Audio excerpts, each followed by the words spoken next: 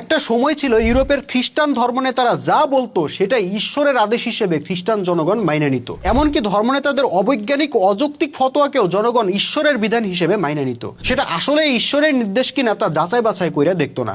এর পরিণতি কি হয়েছিল জানেন? মানুষ যখন জ্ঞান বিজ্ঞানে আগায় গেল, তারা দেখলো ধর্মনেতাদের এই ফতোয়াগুলো বৈজ্ঞানিকভাবে মিথ্যা প্রমাণিত হইতেছে, অযৌক্তিক প্রমাণিত হইতেছে। ফলে ধর্মের ব্যাপারেই তাদের মনে সন্দেহ তৈরি হইল। ফলে লক্ষ লক্ষ খ্রিস্টান সংশয়বাদী হয়ে উঠলো, অনেকে নাস্তিক হয়ে গেল। যে ইউরোপে একসময় ধর্মই ছিল সবচেয়ে পাওয়ারফুল শক্তি, সেই ইউরোপের দিকে এখন তাকায় দেখেন, তাদের লাইফে ধর্মের কোনোই বেল নাই। ধর্মকে তারা এক প্রকার নির্বাসন দিয়ে রাখছে গির্জার চার দেওয়ালের মধ্যে। ভাই, এইটাই প্রকৃতির নিয়ম। ওই সময় ধর্মনেতাদের আদেশ নিষেধকে যদি ঈশ্বরের আদেশ নিষেধ হিসেবে বিবেচনা করা না হইতো, যদি জনগণ অন্ধবিশ্বাসী না হইতো, তাহলে ধর্মনেতারা যা খুশি তাই ফতোয়া দিতে পারতো না। ফলে ধর্ম ও বিজ্ঞান মুখোমুখি অবস্থানেও যাইতো না, আর পরবর্তী প্রজন্মকে নাস্তিকও হওয়া লাগতো না।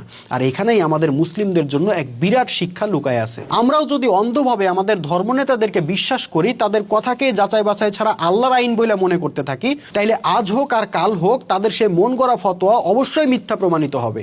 কিন্তু সেদিন আমাদের পরবর্তী প্রজন্ম শুধু ওদের উপরেই বিশ্বাস হারাবে না, শুধু ওদের উপরেই আস্থা হারাবে না, আল্লাহর আইনের উপরেও আস্থা হারাবে। পক্ষান্তরে আজকে যদি আমরা ওদেরকে অন্ধভাবে বিশ্বাস না করে যাচাই বাছাই করে সিদ্ধান্ত নিতে পারি, মোল্লার বিধান ও আল্লাহর বিধানকে আলাদা করতে পারি, তাহলে আমাদের ধর্মনেতাদের কি হবে জানি না, তবে ইসলাম বেঁচে যাবে, আল্লাহর বিধানের মর্যাদা সমুন্নত থাকবে।